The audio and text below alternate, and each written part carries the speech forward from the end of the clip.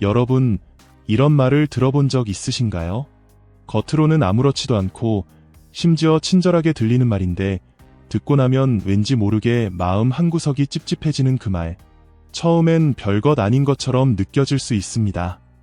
하지만 그런 말들이 반복되다 보면 여러분은 자신감이 조금씩 깎이고 스스로를 의심하며 건강하지 않은 관계에 갇히게 될지도 모릅니다.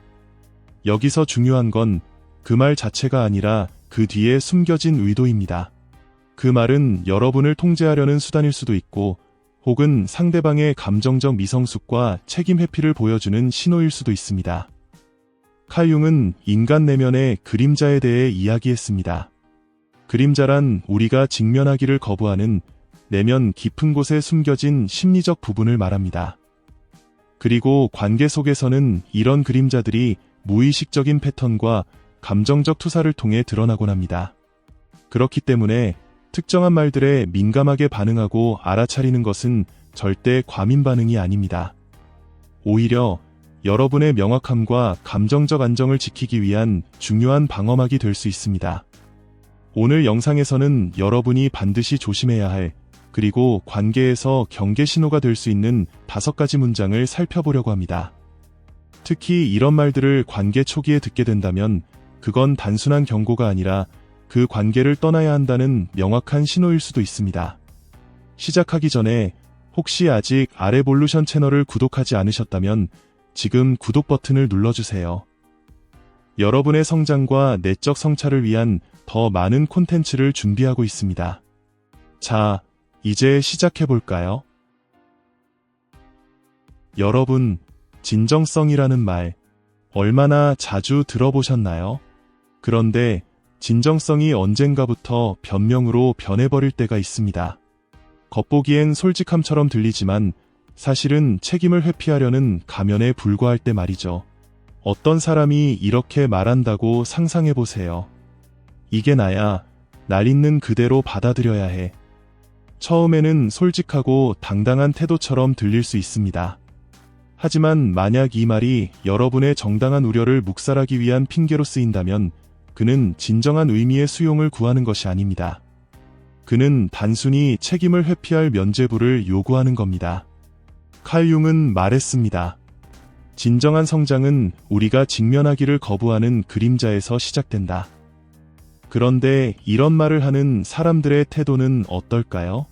감정적 철수, 회피, 소극적 공격성, 이런 것들이 이미 드러난 상태에서 자주 등장합니다. 그들은 대화를 통해 문제를 풀기보다는 변화해야 할 책임을 여러분에게 떠넘기려 합니다.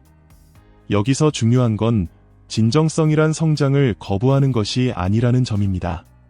진정성은 변화를 두려워하지 않는 용기입니다. 스토아 철학에서도 이렇게 말합니다. 우리의 성격은 자신의 한계를 변명하는 방식이 아니라 그 한계를 넘어서는 방식에서 정의된다. 여러분은 성장하고자 하는 사람입니다. 그렇다면 자신을 따라오지 않는 사람을 짊어질 필요는 없습니다. 누군가가 자기 성찰을 거부하면서 날 있는 그대로 받아들여 라고 강요한다면 그는 사랑을 구하는 게 아닙니다. 그는 변화하지 않을 권리를 여러분에게 떠넘기고 있을 뿐입니다.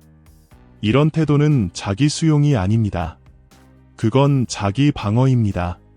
겉으로는 취약함의 언어를 빌려 대화를 차단하지만 실제로는 변화에 대한 요구를 거절로 예곡합니다.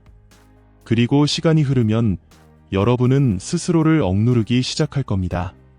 자신의 본능을 무시하고 필요를 축소하며 더 건강한 관계를 바라는 마음조차 문제 삼는 자신을 발견하게 될지도 모릅니다. 하지만 기억하세요. 진정한 연결은 양쪽 모두가 책임을 질 때 가능합니다. 칼 융은 우리가 외면하고 싶은 불편한 진실, 즉 그림자를 통합할 때 비로소 온전해질 수 있다고 말했습니다. 자신의 그림자와 마주하지 못하는 사람은 진정성 있는 삶을 살고 있는 게 아닙니다. 그는 자신의 상처를 방어하며 그 안에 갇혀 살아가고 있을 뿐입니다. 방어로 이루어진 관계는 결국 함정에 불과합니다. 그 안에서는 성장이 질책받고 정체가 안정감으로 포장됩니다. 하지만 여러분이 정말 원하는 건 정체가 아니라 함께 성장할 수 있는 관계라는 사실을 잊지 마세요. 여러분은 더 나은 관계를 가질 자격이 있습니다. 그걸 기억하는 것만으로도 이미 한 걸음 더 나아간 겁니다. 여러분, 누군가와의 대화에서 이런 이야기를 들어본 적 있으신가요? 내 이전 연인들은 정말 불안정했어. 전부 독한 사람들이었지. 처음엔 이런 말이 취약함처럼 들릴 수도 있습니다. 하지만 다시 생각해보면 이건 단순한 고백이 아닙니다. 책임을 회피하기 위한 비난의 서사일 가능성이 높습니다. 칼 융은 이렇게 경고했습니다. 우리가 의식하지 못한 것은 우리의 운명이 된다. 과거의 이야기에 갇혀있는 사람은 반성하고 배우는 것이 아닙니다. 그는 자신의 내면을 돌아보는 대신 자신을 끝없는 피해자로 그려내며 투사의 패턴을 반복하고 있는 것입니다. 자신의 잘못은 인정하지 않은 채 모든 문제를 과거의 연인들에게 떠넘기고 있는 거죠. 더 큰 문제는 이런 이야기를 하는 사람이 은연중에 여러분은 다를 것이라는 기대를 품고 있다는 겁니다. 하지만 자신의 과거를 성찰하지 않은 사람은 똑같은 패턴을 반복할 수밖에 없습니다. 결국 여러분이 그의 환상을 깨는 순간 그는 여러분을 또 다른 문제 있는 사람으로 낙인 찍게 될 겁니다. 기억하세요. 여러분은 누군가의 과거를 치유하기 위해 관계에 들어가는 사람이 아닙니다. 여러분은 함께 미래를 만들어가기 위해 관계에 들어가는 사람입니다. 그리고 그런 미래는 자신이 가져오는 패턴의 책임을 지는 사람과 함께할 때만 가능합니다. 여러분, 이런 말을 들어본 적 있으신가요? 내가 날 사랑한다면 이 정도는 해줄 수 있잖아. 겉으로는 사소한 부탁처럼 보일 수 있습니다. 하지만 이 말이 자주 반복된다면 그것은 사랑을 조건으로 만들고 죄책감을 조종의 도구로 바꾸는 신호일 수 있습니다. 칼 융은 이렇게 말했습니다. 감정적 조작은 종종 배려라는 착각 뒤에 숨어 있다. 그리고 스토아 철학자들은 이렇게 가르쳤습니다. 사랑은 두려움이나 압박이 아니라 자유의 뿌리를 둬야 한다. 여러분, 순응한다고 해서 친밀함이 생기지 않습니다. 순응은 단지 복종을 낳을 뿐입니다. 겉으로는 사소한 부탁처럼 보이는 것이 결국에는 자신을 조금씩 배신하는 평생의 패턴으로 이어질 수 있습니다.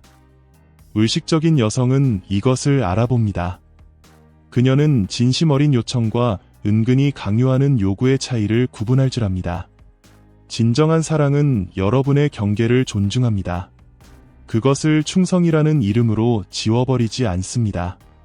만약 누군가 사랑을 복종과 동일시한다면 그가 진정으로 원하는 것은 친밀함이 아니라 여러분의 순응일 가능성이 큽니다. 이런 관계는 애정을 조건으로 만들고 여러분의 가치를 그들의 기대를 얼마나 충족시키느냐에 따라 측정하는 무대가 되어버립니다. 그리고 가장 큰 위험은 그 요구가 처음에는 작게 시작되지만 한번 양보하면 점점 더 커진다는 점입니다. 여러분은 더 이상 사랑해서 행동하는 것이 아니라 그들을 실망시키거나 잃을까봐 두려워서 움직이게 됩니다. 시간이 지나면 이런 역학은 여러분의 내면 나침반을 무너뜨립니다. 여러분은 본능을 의심하게 되고 희생을 연결로 착각하며 조화를 유지하려고 스스로를 점점 작게 만드는 자신을 발견하게 될지도 모릅니다. 하지만 꼭 기억하세요. 진정한 사랑은 여러분이 사라지길 요구하지 않습니다. 칼 융과 스토아 철학자들이 말했듯 가장 고귀한 관계는 자율성, 상호 존중, 그리고 아니오라고 말할 자유 위에 세워집니다. 진짜 사랑은 여러분이 온전히 자신일 수 있는 자유를 허락합니다. 그리고 그 자유가 때로는 거절을 의미하더라도 말입니다. 여러분, 어떤 말들은 진실이어서가 아니라 여러분이 그것을 믿게 만들기 위해 더 깊은 상처를 남깁니다. 겉으로는 솔직함처럼 보이지만 사실 그것은 단순한 투사일 뿐입니다. 이런 말을 하는 사람은 여러분을 있는 그대로 바라보는 것이 아닙니다. 그가 보여주는 것은 자신의 내면의 공허함, 그리고 비판을 통해 통제하려는 욕구일 뿐입니다. 마르쿠스 아우렐리우스는 이렇게 말했습니다. 다른 사람의 영혼이 당신의 영혼을 지배하도록 두지 마라. 하지만 이런 말들은 여러분의 자기 신뢰를 서서히 갉아먹습니다. 그 결과는 뭘까요? 여러분은 더 열심히 노력하고 더 많은 것을 주려고 했으며 조금씩 자신을 희생하게 됩니다. 여러분은 가치를 증명하기 위해 오디션을 보는 사람이 아닙니다. 의식 있는 여성은 스스로를 깎아내려 누군가의 깨진 거울 속에 맞추려고 하지 않습니다. 그녀는 자신의 본질을 기억하며 그런 역할을 단호히 거부합니다. 이 말의 진짜 위험은 무엇일까요? 그것이 얼마나 천천히 그리고 은밀하게 여러분의 마음속에 뿌리를 내리는지에 있습니다. 처음에는 그가 틀렸다는 것을 증명하려고 노력할 수도 있습니다. 더 열심히 일하고 더 많이 주고 자신을 조금씩 희생하면서요. 하지만 이것은 사랑의 문제가 아닙니다. 이건 끊임없이 변하는 기준 속에서 생존하려는 몸부림일 뿐입니다. 목표는 계속 움직입니다. 여러분이 그 목표에 도달할 때마다 그는 그것을 더 멀리 밀어냅니다. 이것은 여러분이 부족해서가 아닙니다. 그가 스스로의 내면에서 안정감을 찾지 못했기 때문입니다. 칼 융은 이렇게 설명했습니다. 투사의 근원은 자신의 내면적 공허함을 책임지지 못하는 데 있다. 자신의 공허함과 마주하는 대신 어떤 사람들은 다른 사람들을 작게 만들기로 선택합니다. 하지만 여러분은 누군가의 불안감을 짊어지기 위해 태어난 존재가 아닙니다. 여러분의 가치는 변수가 아닙니다. 그리고 그 누구도 여러분의 가치를 흥정할 권리는 없습니다. 냉소적이고 차가운 말들. 예를 들면, 내가 하고 싶은 대로 해. 언뜻 보면 자유를 주는 것처럼 들리지만 사실은 여러분을 끊임없이 추측하고 의심하게 만드는 함정일 수 있습니다. 칼 융은 이를 그림자 조작이라고 불렀습니다. 스토아 철학자들은 이렇게 말했습니다. 해석이 필요 없는 명확한 언어를 사용하라. 이런 모호한 전술은 대화를 혼란 속으로 끌고 갑니다. 여러분은 더 이상 자신의 진실에서 행동하지 못합니다. 대신 그의 기분을 살피고 그의 반응을 예측하는 데 에너지를 쏟게 됩니다. 명확성을 선택하는 사람은 이런 게임에 참여하지 않습니다. 그녀는 그저 떠나버립니다. 평화는 누군가의 감정적 미숙함을 관리하려 애쓰는 데서 오지 않습니다. 평화는 자신의 진실을 지키는 선택에서 옵니다. 설령 그것이 자신의 진실을 말하지 않는 사람에게서 떠나는 것을 의미하더라도 말이죠. 여러분, 어떤 말들은 처음엔 무해하게 들릴 수도 있습니다. 어쩌면 너무나 익숙하게 느껴질지도 모르죠. 하지만 그 단순함 뒤에는 훨씬 더 해로운 힘이 숨어 있을 때가 많습니다. 감정적 회피, 투사, 그리고 여러분의 직관을 서서히 무너뜨리는 미묘한 힘들 말입니다. 칼 융과 스토아 철학자들이 늘 상기시켜주는 것은 진정한 위험은 항상 크고 명확하게 보이는 것이 아니라는 점입니다.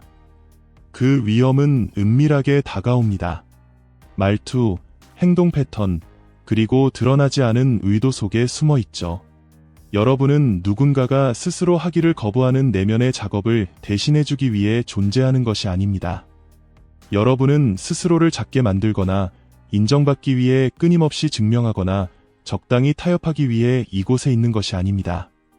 여러분은 명확함 속에서 살고 진실성으로 사랑하며 성장에 헌신한 사람과 나란히 걸어가기 위해 이곳에 있습니다. 그것이 여러분의 기준이어야 합니다. 그리고 그 기준을 지키는 것은 결코 냉정하거나 차가운 행동이 아닙니다.